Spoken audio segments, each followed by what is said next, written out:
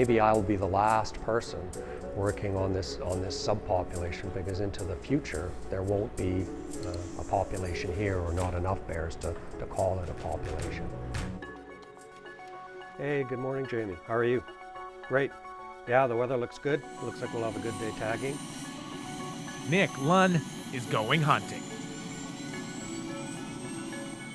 Every spring and every fall, he comes here, Churchill, Manitoba. He's a biologist on a mission to capture as many polar bears as he can. We're going out to Cape Churchill. It's a place where typically we come across large adult males. We want to capture a sample of bears, somewhere, 6 to 8 bears if we can. And from that, we will take a number of standard measurements, length, weight, and that is another sort of piece of the puzzle to give us an indication the status of bears this year relative to previous years. Pilot Jamie Bowles is flying us over western Hudson Bay. I'm about to see a live polar bear up close for my first time, and I feel a bit giddy. But it's business as usual for Lunn. He's been at this for 37 years. Has it changed over the years for you, the feeling of going up to go out for them? I'm always excited. I really enjoy doing the field work. I enjoy the work that we're doing here. Although I've captured, been involved in several thousand captures of polar bears, each one is different and each one tells a story. Not to mention the challenge of actually trying to get the bears. Not to mention, that's a whole different subject. Yeah, the actual process is, it's very, you have to be very, very careful. The very first time Lunn was involved in tranquilizing a polar bear was back in 1981. Coming off a plane and going to the old Churchill dump and seeing my very, very first polar bear that was being processed, X5547, number 8, was my very first bear. And the moment I saw that and touched my first polar bear, I was sort of bitten, as they say, figuratively, not literally, by polar bears. The genesis here was we knew nothing about polar bears in Canada, so where would you start? Churchill was a good place because the bears all come ashore. Churchill is where they congregate, part of the Western Hudson Bay polar bears' annual migration. It's where they wait for sea ice to reform after months of summer melt. A lot of the reasons for the start of the program here in Churchill came out of concern in the late 1960s of unregulated, unmanaged harvest around the world. Large numbers of bears were being harvested every year, but nobody knew how many bears there even were in the world. You'd be a 3 out of 5 for fat, Steve? Back then, Lunn was recruited by one of the world's authorities on polar bears, Ian Sterling. 6'5", good thing I checked. He was Sterling's right-hand man, and they collected vast amounts of data, proof that bears were facing a new threat, climate change. I was very, very privileged to have been able to sort of take the torch, so to speak, from Ian. He started the thing, he had this great vision, and I do feel a lot of pressure that it's been given to me, sort of entrusted in my hands to keep this going. And the work keeps going, one bear at a time. It's a delicate dance, tranquilizing a bear from the air that takes teamwork between pilot and wildlife research technician Dave McGeechee, who waits for just the right moment. Once the bear is immobilized, the team has 45 minutes to work before the sedative wears off. After that, this 450-kilogram bear that's 1,000 pounds will be groggy, but back on his feet. Head length, 4, 3, 1. Being this close to a mighty predator, the top of the Arctic food chain, I can see why Nick Lunn was so taken with polar bears, why he still cares so deeply about this work, even after performing it thousands of times. 17600. His left ear tag. That black book, that's their Bible, with data gathered over decades. Each bear is accounted for. This one, they know well. 11-year-old adult male, captured 3 times. He's entering the prime of his reproductive life and the prime size for being an adult male. The details they discover every time bear 17600 is caught gives them a clearer picture of how he'll manage in the coming years. Of everything they measure, blood, teeth, hair, it's the fat that tells the story. He's in good shape. He's got a lot of fat on him. So he's had a successful winter and spring. Lots of jiggle. He's in really good shape at the moment.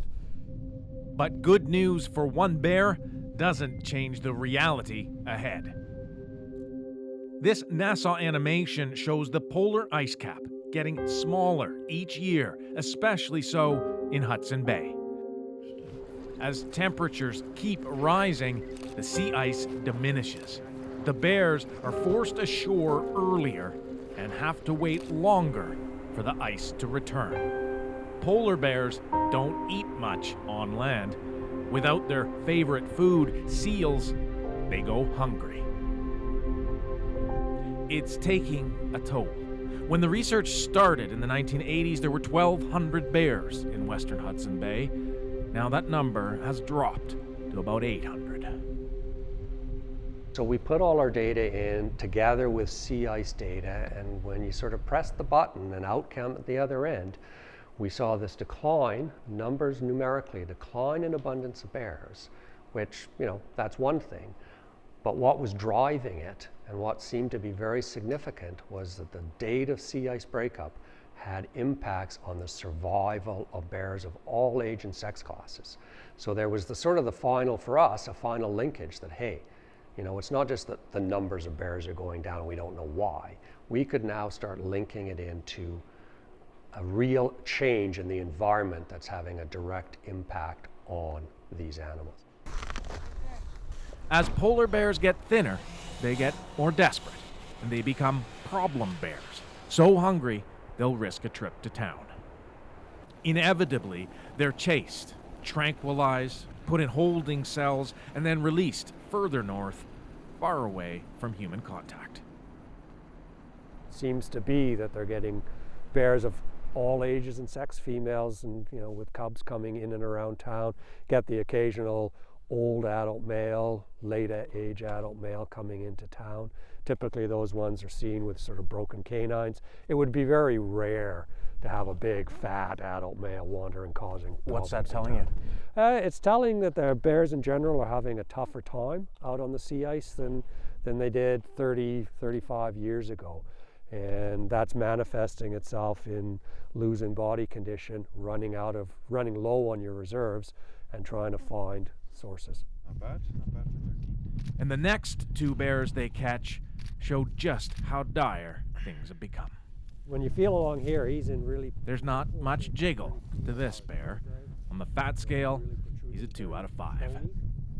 It would have been rare to find bears in this condition back in the 80s. Right? Really? Back in the 80s, they were much more 3s and 4s. They were in better shape. 1, 2, 3. So it's just a little bit harder for them to make a living today than they might have back in the 1980s. Okay, 20 wide, 14 long. I think one thing that attracts me to bears is I look at this sort of environment in the Arctic, and it's to me it's a very harsh and unforgiving climate, and the temperatures and the extremes and the darkness. Yet here's an animal, a polar bear, that's evolved to thrive in that type of environment. And looking at the adaptations and specialties that polar bears have developed over time to live and thrive in such an environment, it was just something captivating. But they're not adapting to anthropogenic threats. The data shows a steady trend. Mothers with less fat give birth to weaker cubs, and fewer of them. There hasn't been a birth of triplets recorded since 1996. The dropping weight of females mirrors the population decline. Soon, no females will be able to reproduce. Is it going to be 30 years from now, 40 years from now? I wouldn't want to put a time on it, but that's what all the modeling, that's what all the ice people are projecting, that far out, there may still be ice, but it's not going to be there long enough to support and sustain a polar bear subpopulation. Here in western Hudson Bay. He's devoted his career to studying these bears. Now their future is uncertain. And no one is following in his footsteps. Do you ever feel like a sentinel? I do. I mean, I think polar bears themselves are used, as a sentinel of climate change, canary in the coal mine. Here they are, they're giving us this early warning that things are changing. Churchill, the polar bear capital of the world. But for how much longer if we fail to act and the Earth continues to warm?